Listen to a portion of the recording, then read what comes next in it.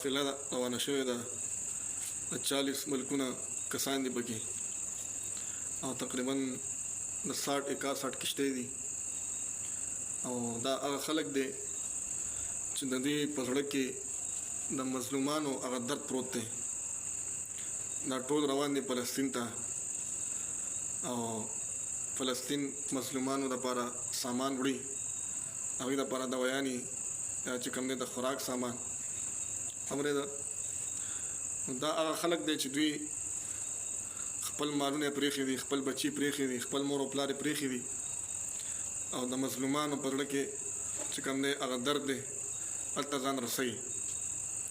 بهرحال ډېر سفر یې کړی دی، لږ سفر ورته پاتې دی، نو تقریبا 2 ورځې 3 ورځې سفر ورته پاتې دی او اوس هغوی ته یو خطره ده.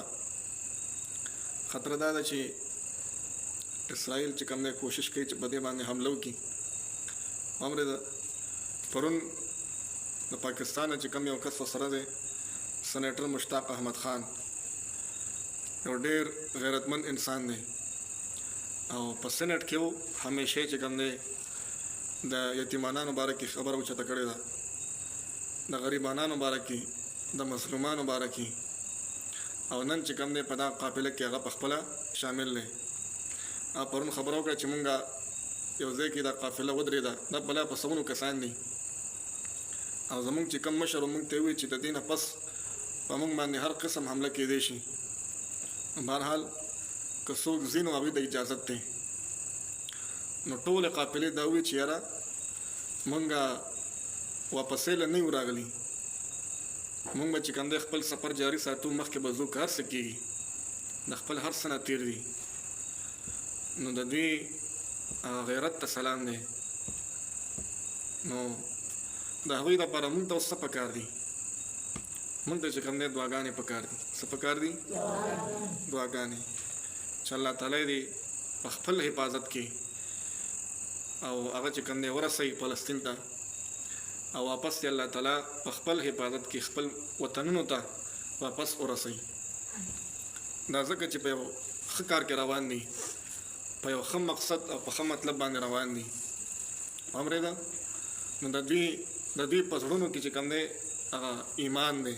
څه دی؟ نو دې خلکو ته چې کوم دی دعا پکار ده. څه پکار دي؟ دا یقینا پرون هغه مشر خبره وکړه، نو ما ته هغه منظر مخې ته شو چې کله حضرت حسین رضی الله تعالی عنه هغه خپل ټول خاندان د خپل ځان سره کو او هغه ته چې کوم دی روان شو کربلا ته. بهرحال هلته چې ورسېده نو دوی سره دوکه شوې وه. د هغې چې کوم ګورنر هغه ورته ویل چې تم راشه او خپل ځان سره خاندان راوله، موږ به تاله مشري هم درکو، ستا په لاس بیعت هم کوو او تاله به چې کوم دی سهولتونه هم درکو. خو بهرحال دوی چې لاړه نو خبره بدله وه، هغه یو پلانینګ شوی د دوی د قتلولو. په دې کې حضرت حسین رضی الله تعالی عنه وی که په دغه وخت کې څوک تلل غواړي نو تاسو ته اجازت ته تللی شي واپس.